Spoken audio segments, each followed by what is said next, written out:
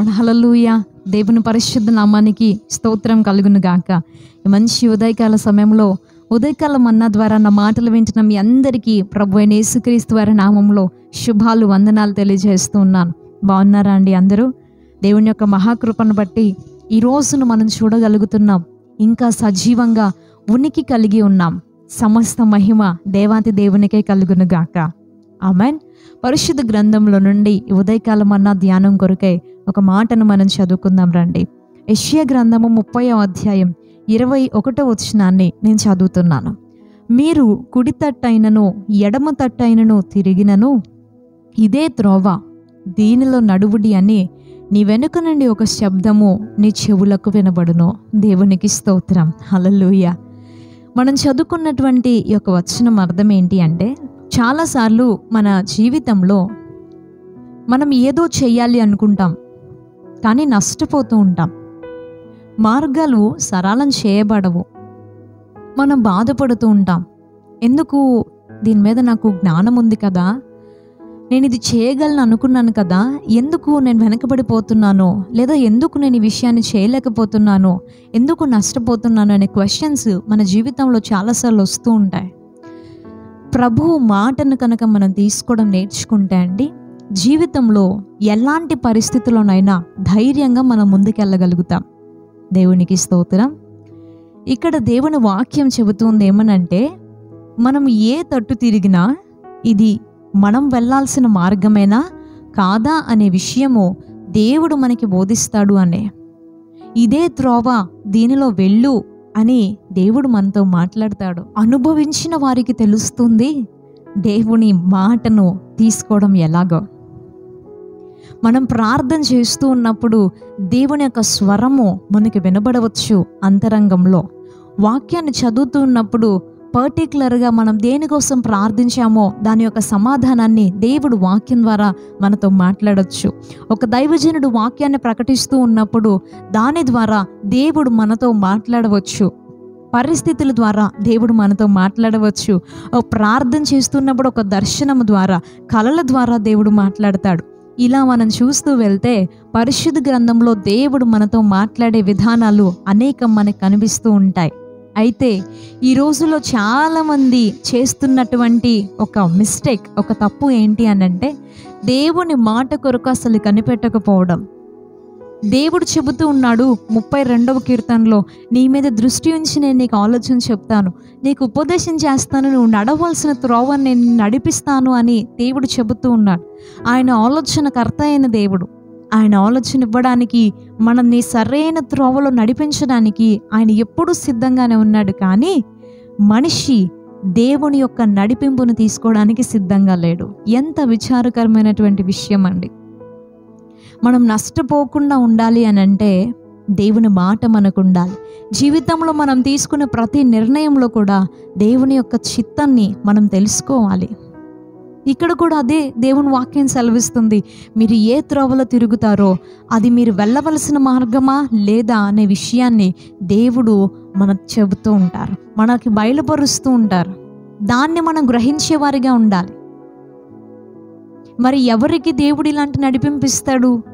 ఎవరితో దేవుడు తన యొక్క చిత్తాన్ని బయలుపరుస్తాడు అని అంటే, ఎవరికి ఇలా వినపడుతుంది అని అంటే, ఈ యొక్క 18వ వచనం నుండి మనం చదివితే, ఎవరైతే దేవుని కోసం కనిపెడతారో వారిని గురించి రాయబడి ఉంది. యెహోవా న్యాయము తీర్చు దేవుడు, ఆయన నిమిత్తం కనిపెట్టుకుని వారందరూ ధన్యులు. సియోనులో యెరూషలేములోనే ఒక జనము కాపురం ఉంటుంది, వారికి ఇలా జరుగుతుంది ఇలా జరుగుతుంది అని 18వ వచనం నుండి వారి గురించి రాస్తూ 21వ వచనంలో అంటూ ఉన్నారు, వారికి మనం ఏ త్రోవలో నడవాలో తెలియచేయబడుతుంది.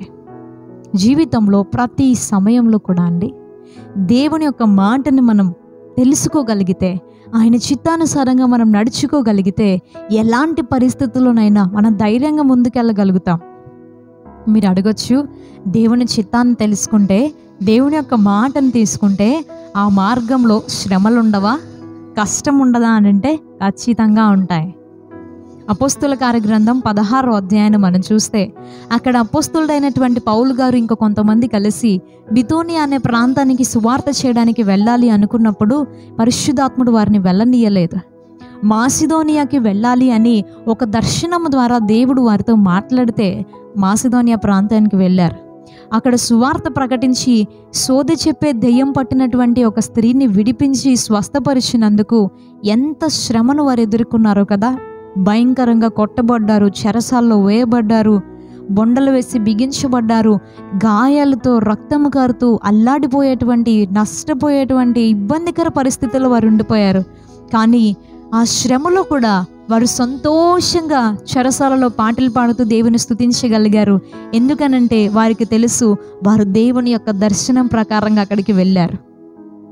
వారికి తెలుసు దేవుడు మనల్ని ఇక్కడికి నడిపించాడు అని అంటే, ఆయన చిత్తానుసారంగా మనం ఈ ప్రాంతంలో ఈ స్థలంలో ఇలా ఇబ్బంది పడుతూ ఉన్నాము అని అంటే తప్పకుండా దీని వెనక దేవుని యొక్క కార్యం ఏదో ఉంది. ఈ శ్రమలో కూడా వారు ఆనందంగా ఉండగలిగారు. దాని ప్రతిఫలం ఆ చెరసాల నాయకుడు, అతని కుటుంబం అంతా కూడా రక్షణ పొందింది. ఆ చెరసాల నుండి వారు విడిపించబడ్డారు. దేవునికి స్తోత్రం, హల్లెలూయా.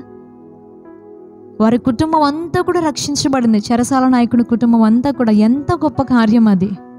దేవుని చిత్తంలో దేవుడు చెప్పిన మార్గంలో మనం ముందుకెళ్తున్నప్పుడు శ్రమలైన, బాధలైన, కష్టాలైనప్పటికీ కూడా మనం ఆనందంగా ఉండగలుగుతాం, దేవుని స్తుతించగలుగుతాం, నిరీక్షణతో ఆయన వైపు చూస్తూ మనము ముందుకి సాగగలుగుతాం. అలాంటి ధైర్యం, మెంటల్ స్ట్రెంగ్త్ అదంతా ఎప్పుడు కలుగుతుంది అని అంటే దేవుని మాట ప్రకారం మనం నడుచుకున్నప్పుడు. ప్రియ సహోదరుడా, స్నేహితుడా, ఏ నిర్ణయం తీసుకోవడానికైనా ముందు ప్రభు పాదాల దగ్గర కనిపెట్టడం చాలా మంచిది. యెరూషలేము దేవుని యొక్క సన్నిధి, అక్కడ కూర్చొని ఆయన పాదాల దగ్గర మొరపెట్టి, ప్రభువా నాకు ఈ ఆలోచన ఉంది, నేను ఇలా చేయాలనుకుంటున్నాను, నీ ఇష్టం ఏంటి అని ఆయన మాట మనం తీసుకోగలిగితే తప్పకుండా ఆయన మనల్ని సరైన మార్గంలో నడిపిస్తాడు. ఏ త్రోవలో మనం వెళ్ళాలో ఆయన మనకి చెబుతారు, మనతో అనేక రీతుల్లో మాట్లాడతారు, మనల్ని నడిపిస్తారు. దేవుడు మనందరినీ సరైన మార్గంలో నడిపించి దీవించునుగాక. ఆమెన్. ప్రార్థన చేసుకుందాం. పరిశుద్ధుడా, ప్రేమ గల తండ్రి, నీకు వందనాలు. ఈ ఉదయకాలం నీవు మాట్లాడిన ప్రతి మాట కొరకు నీకు స్తోత్రం డాడీ. అయ్యా, నీవు మాకు ఆలోచన చెప్పే దేవుడు అయి ఉన్నావు. ఇదే త్రోవ, దీనిలో నడవండి అని నీవు మాట్లాడే దేవుడు అయి ఉన్నావు. ప్రభువా, ఎన్నోసార్లు నీవు ఏర్పరిచినటువంటి మార్గాల్లో కాకుండా మా సొంత ఆలోచనలు, సొంత మార్గాలలో నడుచడం బట్టి ఎన్నో విషయాల్లో నష్టపోతూ ఉంటాం. నీ సహాయం కావాలి అని మొరపెడుతూ ఉన్నాం. ప్రభువా, మిమ్మల్ని వేడుకుంటూ ఉన్నామయ్యా. నీ పాదాల దగ్గర కూర్చొని నీ గైడెన్స్ కోసం అడుగుతూ ఉన్నాం. మా మీద దృష్టి ఉంచి మాకు ఆలోచన చెప్పండి. మేము నడవలసిన మార్గంలో మమ్మల్ని నడిపించండి, మాకు బోధించండి. నష్టపోకుండా మాకు నీ సహాయం కావాలి దేవా. శ్రమల్లో కూడా ధైర్యంగా ఉండడం మాకు నేర్పించండి. నీ మాట, నీ చిత్తము, నీ ప్రణాళికను తెలుసుకొని దాని ప్రకారం నడుచుకునే జీవితాలు మా అందరికీ దయచేయండి. ఈ ఉదయకాలం మీ ప్రార్థనలో నాతో ఏకీభవిస్తున్న ప్రతి బిడ్డను, వారి కుటుంబాలను దీవించండి. మీరు నడిపించి సహాయం చేసి ఆశీర్వదించమని నజరేయుడు శక్తి కలిగిన యేసుక్రీస్తు వారి అతి శ్రేష్టమైన నామంలో ఈ ప్రార్థన అడిగి వేడుకుంటున్నాం పరమ తండ్రి. ఆమెన్. ప్రభు యేసుక్రీస్తు వారి నామంలో మరొకసారి మీ అందరికీ వందనాలు తెలియజేస్తున్నాను. రేపు ఉదయం ఇదే సమయానికి మరలా ఉదయకాలం మన్నాలో కలుసుకుందాం. అంతవరకు దేవుని మహాకృప మనందరికీ తోడై ఉండును గాక. May God bless you. Thank you so much. Praise the lord.